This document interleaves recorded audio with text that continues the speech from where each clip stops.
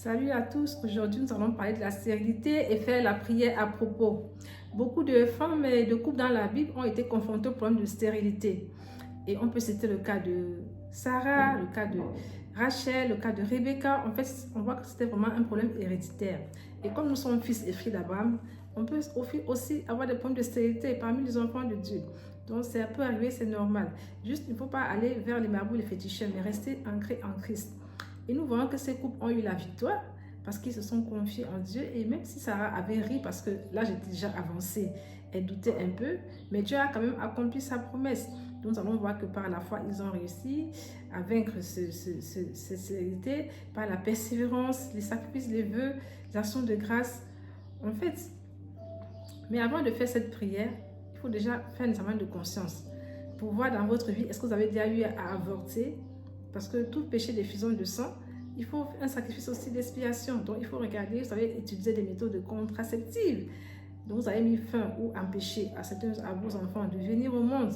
Donc, ce sang crie contre vous, car la parole de Dieu dit que le sang d'Abel crie. Donc, le sang a une voix, le sang crie contre vous, le sang de ces innocents crie contre vous. Et cela est une barrière qui vous empêche, en fait, d'accéder à de nouveaux enfants si vous en avez besoin. Parce que eux, ils vous accusent, ils vous condamnent devant Dieu.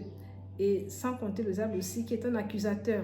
Donc, il faut faire un sacrifice d'expiation. Le sacrifice d'expiation, c'est un acte sacrificiel que vous allez poser pour réparer une faute, un péché, pour obtenir le pardon de Dieu et pour arrêter une malédiction. C'est un peu comme si vous causez un dommage à quelqu'un et vous demande, il faut une réparation. Parfois, le pardon seul ne suffit pas. Il faut réparer le mal qui a été fait. Donc, le sacrifice d'expiation vous aidera à faire cela. Et maintenant, on va prier ainsi.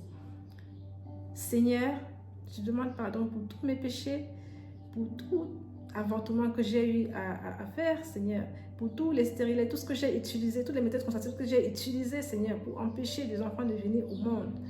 Je prie maintenant que tu me pardonnes, que ton sang précieux me lave, que ton sang précieux efface mes péchés, efface mes dettes, au nom puissant du Seigneur Jésus. Je scelle cette prière et je fais un sacrifice d'expiation par rapport à cela. Seigneur, augmente ma foi et fortifie-la, afin que je ne m'écarte pas de ta voix, de ta volonté, que je reste attaché à toi, que je ne vais pas chercher le secours vers les marabouts, les féticheurs, vers le diable, mais que je reste attaché à toi, car tu es un Dieu tout-puissant et rien n'est impossible à toi. Seigneur, je prie que tu me donnes de persévérer dans la prière, dans les supplications, comme le dit ta parole dans Ephésiens 6, 18, avec une entière persévérance.